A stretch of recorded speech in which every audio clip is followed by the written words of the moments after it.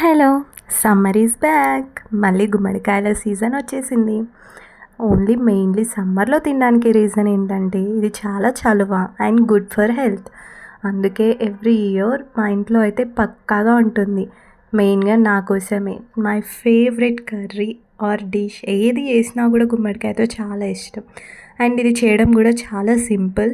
First గుమ్మడికాయని cut చేసి పొట్టు తీసి చిన్న చిన్న ముక్కలుగా కట్ చేసుకోవాలి. ఒక కడాయి తీసుకొని ఆయిల్ వేసి అందులో ఆవాలు, జీలకర్ర, ఎండుమిర్చి ఆప్షనల్, అది వేసుకోవచ్చు వేసుకోకపోవచ్చు, పచ్చిమిర్చి, అల్లం వెల్లుల్లి పేస్ట్ అండ్ కొన్ని ఆనియన్స్, పసుపు వేసి అవి మంచిగా గోలిన తర్వాత పచ్చి శనగపప్పు వేసి మంచిగా కలపాలి. నా దగ్గర కొంచెం వేయించిన శనగపప్పు ఉండే అదే వేసాను. ఆ తర్వాత గుమ్మడికాయ ముక్కలు వేసి కారం, ఉప్పు వేసి కొన్ని వాటర్ వేసి మూత పెట్టి ఉడికిన తర్వాత కొంచెం ధనియాల పొడి వేసి దింపేసుకోవడమే.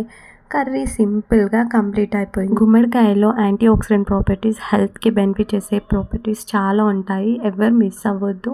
ఒకసారి టేస్ట్ చేసి చూడండి.